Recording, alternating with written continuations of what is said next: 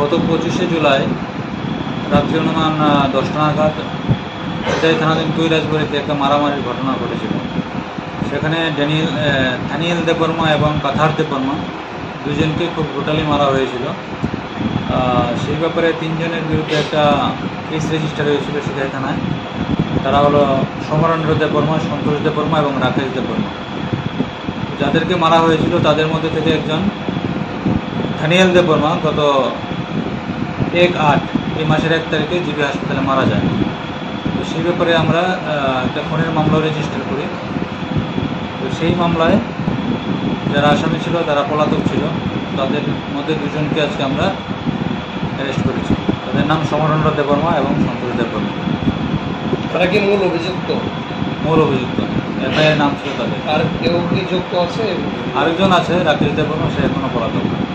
Sir, 2 জনকে আপনারা কোথা থেকে গ্রেপ্তার করতে সফল হলেন? তাদেরকে আমরা আজকে পেশাতক থেকে নিয়ে এসেছি। কালকে কি কোর্টে ফরওয়ার্ড করা হবে? কালকে কোর্টে ফরওয়ার্ড করা হবে।